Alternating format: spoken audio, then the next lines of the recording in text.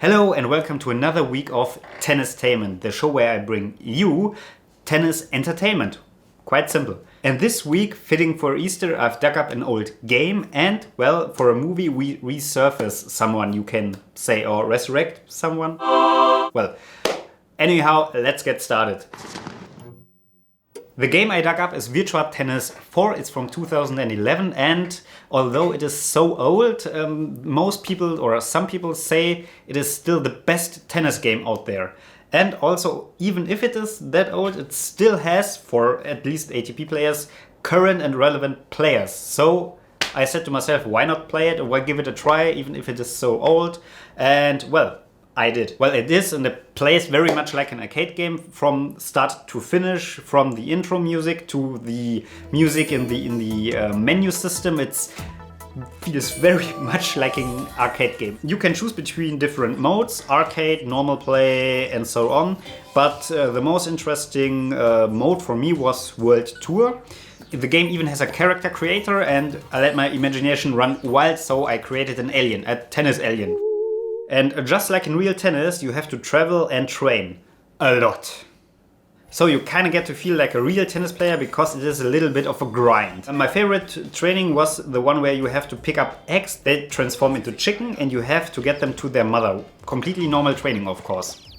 After a lot of training, playing small single or double tournaments and getting better and better, you can play in a Grand Slam. They have different names, but they are the equivalent of the Australian Open, French Open, Wimbledon and US Open with their different surfaces and attributes for each surface. There you can play against real tennis players like Roger Federer, Rafael Nadal or Novak Djokovic, or in the final like me against Del Potro. As I said, it's old, but it still has relevant and current players. The tennis itself is very fun and simple to play. You need to have the right timing and position to hit a fast ball. If not, it is rather slow or will go out. You just need 4 buttons, one for a normal hit, one for a slice, one for a lob and one for your special hit, which is different for each player. Funny thing is, every time you make a serve and it goes out, it sounds like someone is being murdered. The game does definitely feel slower than a normal tennis game that you watch live. It is really more like a tennis game that you watch on the TV and now you play it on your TV. Well, for the age, the graphics are fine. It is more about the mechanics itself and they are very good. If you play against the AI, it nearly feels like you play against the wall. They don't make any unforced errors, but overall a fun game to jump in and have some fun with. After we dug up an old game, it is time for someone to get resurrected. Well, or at least in Andy Murray's case, get resurfaced. Because it is the name of his documentary which chronicles his time during his hip injury. So from 2017, I think, to 2019. It's an Amazon movie which you can watch right now. In short, it is about his fight back from a chronic hip injury. So you get an inside access into his life and his stuff around him. I can recommend this movie to anyone who is interested in the life of a tennis player. You get to know Murray better and the agony he is going through. They also take you on a journey to his past and relive some good and also bad moments.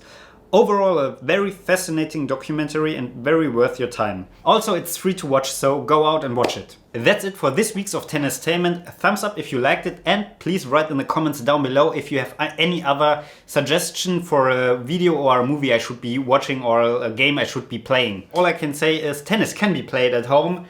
I will link to a video from my colleague Stefan who shows you how, and we see each other next week, so goodbye and happy Easter. Advantage you.